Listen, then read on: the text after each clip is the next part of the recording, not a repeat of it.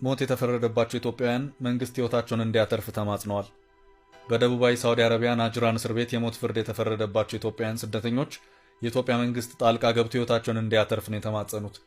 በእስር ቤቱ እስካሁን 2 ኢትዮጵያውያን በሳውዲ ኃይሎች እንደተገደሉና ሌሎቹም ሞታቸውን እየተጠባበቁ መሆኑን ሞት የተፈረደባቸው ለስደተኞች ዋቢ በማድረግ ቢቢሲ በዛሬው ዕለት ዘግቧል። እነዚህ በእስር ላይ ያሉ የሞት ፍርድ የተፈረደባቸው ኢትዮጵያውያን ስደተኞች ወደ 47 እንደሚሆኑ እነኚሁ ስደተኞች ከዘገባው ጋር ባደረጉት የስልክ ቆይታ አስረድተዋል። መቼ እንደምንሞት ባናውቅም ሞት ተፈርዶብናል። ዛሬ ልንገደል እንችላለን ወይም ነገ አናውቅም። በጣም ፈርተናል። ለምን ሞት እንደተፈረደብኝ አላውቅም። ድንበር በህገ ወጥ መንገድ አልፋልን የተባልኩት ከታሰርኩ 5 ዓመት ከ5 ወር ነኝ ሲሉ እኚህ ስደተኛ ለቢቢሲ ያደረባቸውን ፍርሃት በስልክ ገልጸዋል። የሞት ፍርድ ሲፈረድባቸው እውነት ይሆናል ብለው እንዳላሰቡ ለዘገባው የተናገሩት ኢትዮጵያዊ ስደተኛ እስረኛ ባለፈው ሳምንት 2 ኢትዮጵያውያን እስረኞች መገደላቸውን ተከትሎ የእኛም ዕጣ ፈንታ ሞት እንደሆነ አወቅን ሲሉ አመልክተዋል። በሞትና በህይወት መካከል ነው ያለነው። ሌሎቹ ከተገደሉ በኋላ መተኛት አልቻልንም ሲሉ ተናግረው መንግስታችን ጉዳዩን እንዲሰማልን እንፈልጋለን ሲሉ ተማጽነዋል። አክለውም በእስር ላይ ስላሉት ኢትዮጵያውያን በሳውዲ አረቢያ የሚገኘው ኤምባሲ መጥቶ ጠይቆን አያውቅም ሲሉ ተናግረዋል። በእስር ቤቱ እያሉ የሞት ፍርድ የተፈረደባቸው ሌላኛው ኢትዮጵያዊ ስደተኛ በበኩላቸው እዚህ እስር ቤት ያለው ስሜት አስጨናቂ ነው፣ ፈርተናል። ፖሊስ ወደ እስር ቤት ወረቀት ይዞ በመጣ ቁጥር የሚገደል ሰው ሊወስድ ነው ብለን እንፈራለን። ጠዋትም ማታም ሲመጡ እንደነግጣለን። አሁን ሞትን እየጠበቅን ነው። ምንም ማድረግ አንችልም። ሞታችን የማይቀር ነው ሲሉ በከፍተኛ ሐዘን ተናግረዋል። በርካቶቹ ሞት የተፈረደባቸው ግለሰቦች ያለ ጥፋታቸው እንደሆነ የሚናገሩት ስደተኛ እስረኛው የኢትዮጵያ መንግስት ከሳውዲ መንግስት ጋር ተነጋግሮ ህይወታቸውን እንዲታደጋት ተማጽነዋል። ስደተኛው ኢትዮጵያ ወዳሉ ቤተሰቦቻቸው ደውለው የኢትዮጵያ መንግስት ባለስልጣናት ከሳውዲ መንግስት ጋር እንዲነጋገሩ ጥያቄ እንዲያቀርቡ መናገራቸውን ገልጸዋል። ወደ አገር ቤት ደውለን ቤተሰቦቻችን መንግስት ጋር ሄደው ከሳውዲ መንግስት ጋር እንዲያወሩ ጠይቀውልን ነበር። እንደሚነጋገሩ ቃል ሲገቡላቸው ቤተሰቦቻችን ተመለሱ። መፍትሄ እንደምናገኝ ለቤተሰቦቻችን ቃል ቢገባላቸውም እኛ ግን መፍትሄ አላገኘንም ብለዋል። አክሎም ብዙ ሰዎች ሞት ተፈርዶባቸዋል። እስካሁን 2 ተገድለዋል። አደንዛዥ ዕፅ አስገብታቸዋል ተብሎ ነው የተከሰሱት። የኢትዮጵያ መንግስት ጣልቃ ገብቶ ከሳውዲ መንግስት ጋር ተነጋግሮ ያድነን። የተከሰሱት በሐሰት ነው፣ ያለ ጥፋት ነው እየተገደሉ ያሉት ሲሉ ገልጸዋል። በእንደዚህ አይነት ሁኔታ የሞት ቅጣት መፈጸም እንደ አዲስ የተጀመረ እንደሆነ የገለጹ ስደተኞቹ ከዚህ ቀደም የሞት ፍርድ ተፈጻሚ የሚሆነው በሰው ግድያ ወንጀል የተከሰሱት ላይ መሆኑን አመልክተዋል።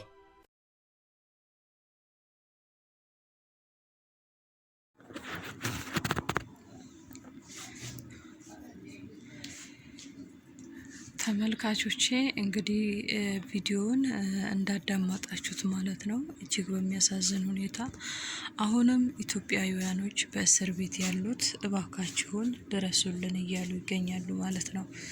እባካችሁን አሁንም እናንተ ሼር ላይክ እያደረጋችሁ ለሚመለከተው አካል በምትችሉት፣ ባትችሉ ላይክ ሼር አርግታችሁ አድርሱላቸው፣ ባትችሉ ደግሞ ጸሎት ያዙላቸው። ጸሎት የማይቀይረው ታሪክ የማይቀይረው ነገር የለም። የእውነት ለሰው የማይቻል ሁሉ ለእግዚአብሔር ይችላል። ስለዚህ እነኚህ ልጆች ነፍሳቸው ትተርፍ ዘንድ እባካችሁን አሁንም እየተማጸኑ ይገኛሉ። ትልልቅ ሚዲያዎችም እየዘገቡ እና አልጀዚራ ብዙዎቹ። ሰላም ጤና ይስጥልኝ ውድና የተከበራችሁ በመላው ዓለም የምትገኙ የኮኬቲው ቤተሰቦች እንዴት አመሻችሁ? በያላችሁበት ሰላማችሁ ብዝት ይበልልኝ። ከማይሆን ክፉ ነገር እግዚአብሔር ይጠብቃችሁ፣ ሰላሙን ሁሉ ያሰማችሁ፣ ወጥቶ ከመቅረት መድኃኔዓለም ይሰውራችሁ። ተመልካቾቼ እኚህ ልጆች እንግዲህ እየወጣለው መረጃ አብዛኛው ጥፋት ያጠፋ ብቻ ሳይሆን ህገ ወጥ ናችሁ፣ ለምን ሳውዲ አረቢያ ገባችሁ በሚልም አብዛኛዎቹ እየተያዙ አሉ ማለት ነው።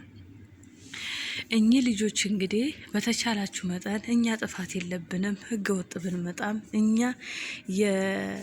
ይሄ እንደዚህ ጫት የተለያዩ ያዙ ያልያዝነውም አለን ያዙትም አሉ።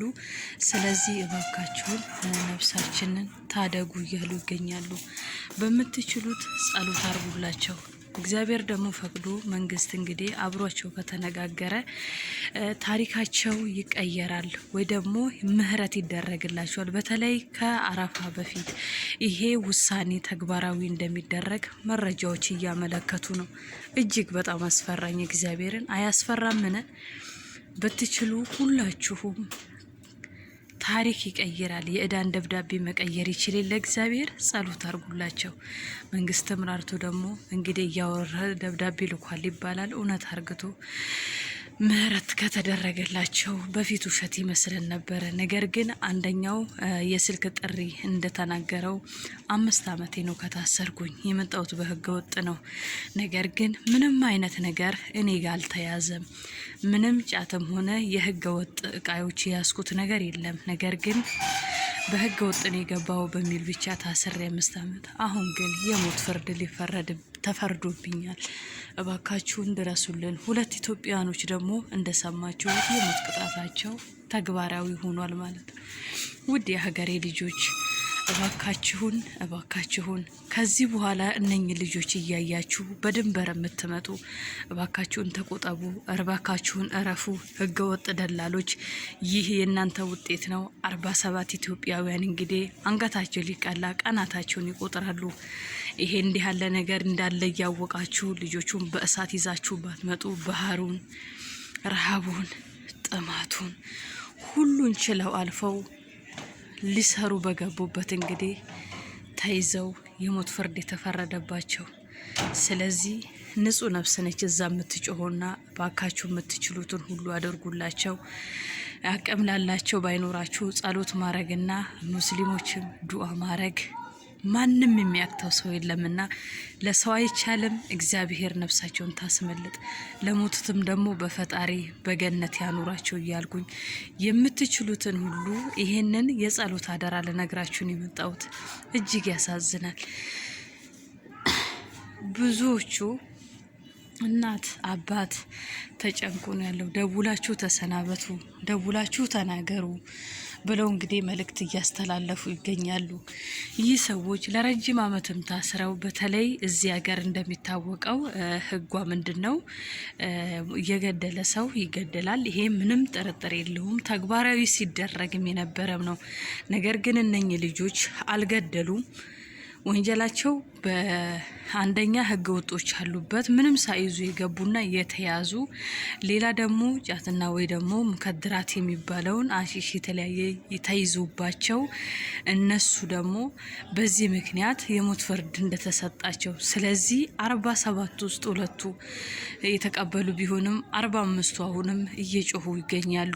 እባካችሁን ድረሱልን። ብዙም ሚዲያዎች እየዘገቡ ይገኛሉ። በምትችሉት ሁሉ እባካችሁን ፈጣሪን ፍሩና የምትችሉትን አርጉላቸው።